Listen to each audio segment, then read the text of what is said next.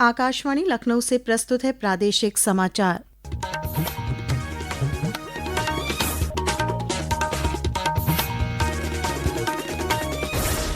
मुख्य समाचार। प्रधानमंत्री नरेंद्र मोदी ने आज कानपुर में 47,573 करोड़ रुपए से अधिक की 15 विकास परियोजनाओं का किया उद्घाटन और शिलान्यास।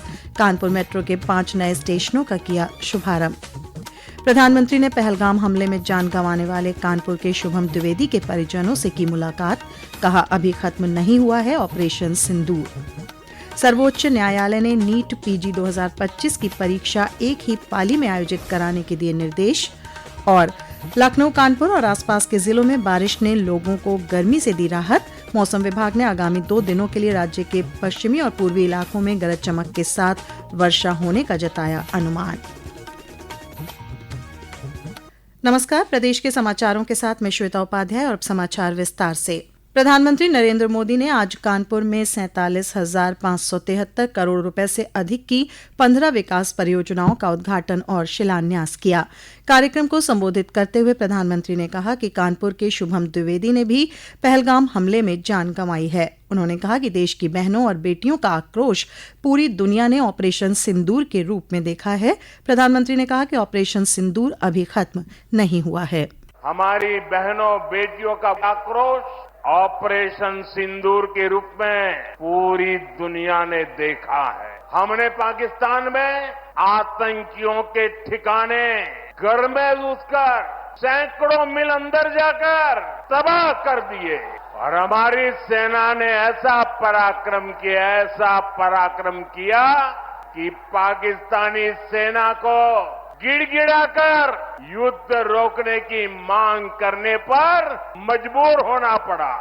प्रधानमंत्री ने आज जिन परियोजनाओं का शुभारंभ किया उनमें 8,300 करोड़ रुपए से अधिक लागत वाली 660 मेगावाट की पनकी थर्मल पावर एक्सटेंशन परियोजना, घाटमपुर थर्मल पावर परियोजना की 660 मेगावाट की 3 इकाइयों का उद्घाटन शामिल है। इसके अलावा प्रधानमंत्री ने बिंदवा में 40 MLD क्षमता वाले ट्रीटमेंट प्लांट, गौतम बुद्ध नगर में 220 और 132 kV सब स्टेशन, कानपुर और आसपास के क्षेत्रों में स्मार्ट इंफ्रास्ट्रक्चर, ट्रैफिक सुधार और नगरीय सेवाओं से जुड़ी अन्य परियोजनाओं का भी शुभारंभ किया।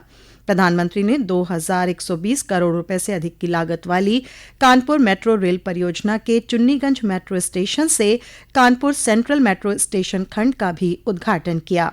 इस अवसर पर श्री मोदी ने कहा कि बिजली की समुचित आपूर्ति, बेहतरीन इंफ्रास्ट्रक्चर और कनेक्टिविटी के साथ आज उत्तर प्रदेश देश के अग्रणी राज्यों में शामिल है। उन्होंने कहा कि आज शुरू की गई परियोजनाएं प्रदेश के विकास को और गति देंगी।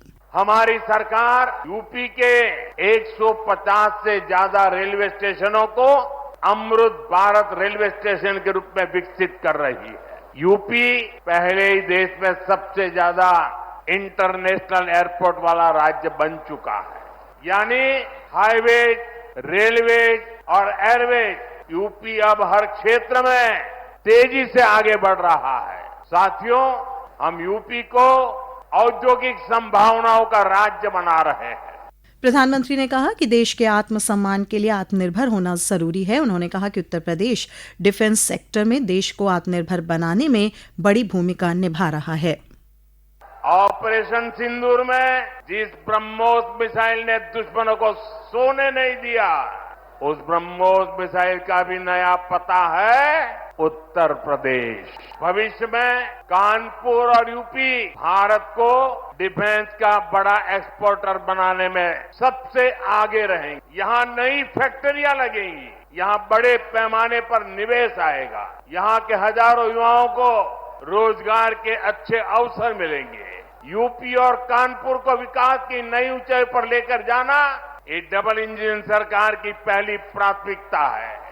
कार्यक्रम को संबोधित करते हुए मुख्यमंत्री योगी आदित्यनाथ ने कहा कि ऑपरेशन सिंदूर में भारतीय सेना के पराक्रम को देखकर आज पूरी दुनिया भारत की शक्ति और सामर्थ्य को सलाम कर रही है। उन्होंने कहा कि भारत ने दुश्मन के खिलाफ जिस शौर्य और पराक्रम का परिचय दिया, वह मेड इन इंडिया की ताकत का एहसास कराता है। भारत की न्यू डिफेंस पॉलिसी, जिसके अंतर्गत दुश्मन के एयर डिफेंस सिस्टम को नष्ट करके भारत के सेना ने जिस शौर्य पराक्रम का परिचय दी करके भारत की सुरक्षा को पुख्ता इंतजाम करने का उदाहरण प्रस्तुत किया। या प्रधानमंत्री जी के द्वारा 10 वर्ष पूर्व प्रारंभ किए गए मेड इन इंडिया की उस ताकत का भी एहसास दुनिया को कराता है, जो इस बार ऑपरेशन सिंदूर के माध्यम से दुनिया ने देखा है। यह आत्मनिर्भर भारत की सफलता का भी एक बेहतरीन उदाहरण है।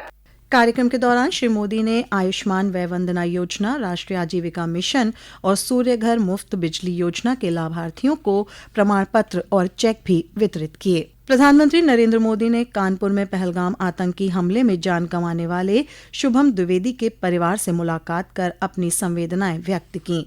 शुभम की पत्नी ईशान्या ने बताया कि प्रधानमंत्री ने उन्हें भरोसा दिलाया कि आतंकी घटना का शिकार हुए लोगों के साथ पूरा देश खड़ा है और ये लड़ाई जारी रहेगी। उन्होंने पूरे परिवार को अपनी संवेदना व्यक्त की है और बोला है कि इस दुखद घटना में पूरा देश उनके साथ खड़ा है। उन्होंने पूछा इंसिडेंट से रिलेटेड कि बेटा वहाँ पे कैसे क्या हुआ था, तो मैंने जैसा जो था वो मैंने पहले भी आप सबको बताया, उन्हें भी वही बताया। उन्होंने कहा है कि आतंकवाद के खिलाफ अभी भी लड़ाई जारी है और वो आगे भी आतंकवाद के खिलाफ लड़ते रहेंगे। उन्होंने कहा ये शुरुआत है, लड़ाई लंबी। ये समाचार आप आकाशवाणी लखनऊ से सुन रहे हैं।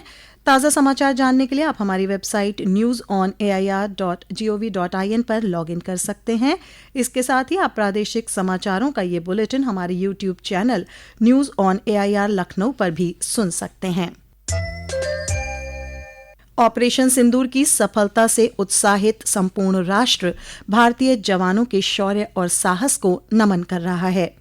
आकाशवाणी समाचार सशस्त्र बलों के प्रति सम्मान और श्रद्धांजलि स्वरूप एक विशेष श्रृंखला प्रसारित कर रहा है। इसी कड़ी में आज हम परमवीर चक्र से सम्मानित कैप्टन गुरबचन सिंह सलारिया को याद कर रहे हैं। 1935 में पंजाब के गुरदासपुर में जन्मे कैप्टन गुरबचन सिंह सलारिया 1957 में एक गोरखा राइफल्स में भर्ती हुए। कैप्टन सलारिया ने कांगो में संयुक्त राष्ट्र शांति सेना की भारतीय टुकड़ी के साथ दिसंबर 1961 में एक महत्वपूर्ण ऑपरेशन के दौरान असाधारण बहादुरी का परिचय दिया। कांगो से बेल्जियम के लौट जाने के बाद से वहां गृह युद्ध छिड़ गया था। 5 दिसंबर को कैप्टन सलारिया ने एक पलटन का नेतृत्व करते हुए एलिजाबेथ विले एयरफील्ड के निकट एक स्थिति को सुदृढ़ किया। कैप्टन गुरबचन सिंह सलारिया और उनके साथियों ने दुश्मन के 40 लोगों को मार गिराया। दुश्मन की गोलीबारी में गंभीर रूप से घायल होने के बावजूद कैप्टन सलारिया अंत तक लड़ते रहे। कैप्टन गुरबचन सिंह सलारिया को उनके अदम्य साहस और नेतृत्व के लिए मरणोपरांत परमवीर चक्र से सम्मानित किया गया। सकलैन अख्तर, आकाशवाणी समाचार, दिल्ली। सर्वोच्च न्यायालय ने आज निर्देश दिया है कि 15 जून को होने वाली राष्ट्रीय स्नातकोत्तर पात्रता सह प्रवेश परीक्षा नीट पीजी 2 पालियों के स्थान पर अब एक ही पाली में आयोजित की जाए। न्यायमूर्ति विक्रमनाथ की अध्यक्षता वाली पीठ ने अधिकारियों को निर्देश दिया कि वे एक ही पाली में परीक्षा कराने की व्यवस्था करें और यह सुनिश्चित किया जाए कि पूरी प्रक्रिया में पारदर्शिता बनी रहे। केंद्रीय राज्य मंत्री अजय टम्टा ने आज अयोध्या में महारानी अहिल्याबाई होलकर जन्म त्रिशताब्दी वर्ष स्मृति अभियान कार्यक्रम में शिरकत की। कार्यक्रम को संबोधित करते हुए श्री टम्टा ने कहा कि देवी अहिल्याबाई होलकर ने कमजोर वर्ग के उत्थान के लिए अपना जीवन समर्पित किया और देश भर में आक्रांताओं द्वारा ध्वस्त धार्मिक स्थलों को पुनर्स्थापित करने का काम किया था। आकाशवाणी लखनऊ के सहायक निदेशक संजय पांडे आज सेवानिवृत्त हो गए। श्री पांडे जून 1989 में बतौर प्रसारण निष्पादक आकाशवाणी से जुड़े थे। अपनी 36 वर्षों की सर्विस के दौरान उन्होंने खेल सहित विभिन्न राष्ट्रीय एवं अंतर्राष्ट्रीय आयोजनों के कमेंट्रेटर के रूप में विशेष पहचान बनाई। श्री पांडे के साथ ही आकाशवाणी लखनऊ में बतौर सहायक पुस्तकालय एवं सूचना अधिकारी कार्यरत रंजना सिंह भी आज सेवानिवृत्त हो गईं। प्रदेश के कई जनपदों में आज रुक रुक कर बारिश होने से तापमान में गिरावट दर्ज की गई। लखनऊ, कानपुर और आसपास के जिलों में बारिश ने लोगों को गर्मी से राहत दी है। मौसम विभाग ने आगामी 2 दिनों के लिए भी राज्य के पश्चिमी और पूर्वी इलाकों में गरज चमक के साथ वर्षा होने और तेज हवाएं चलने का अनुमान जताया है। और अब अंत में मुख्य समाचार एक बार फिर। प्रधानमंत्री नरेंद्र मोदी ने आज कानपुर में 47,573 करोड़ रुपए से अधिक की 15 विकास परियोजनाओं का किया उद्घाटन और शिलान्यास। कानपुर मेट्रो के 5 नए स्टेशनों का किया शुभारंभ। प्रधानमंत्री ने पहलगाम हमले में जान गंवाने वाले कानपुर के शुभम द्विवेदी के परिजनों से की मुलाकात, कहा अभी खत्म नहीं हुआ है ऑपरेशन सिंदूर। सर्वोच्च न्यायालय ने नीट पीजी 2025 की परीक्षा एक ही पाली में आयोजित कराने के दिए निर्देश। और लखनऊ, कानपुर और आसपास के जिलों में बारिश ने लोगों को गर्मी से दी राहत। मौसम विभाग ने आगामी 2 दिनों के लिए राज्य के पश्चिमी और पूर्वी इलाकों में गरज चमक के साथ वर्षा होने का जताया अनुमान। इसी के साथ प्रादेशिक समाचारों का ये बुलेटिन समाप्त हुआ। अगला बुलेटिन रात 8 बजे FM पर प्रसारित किया जाएगा।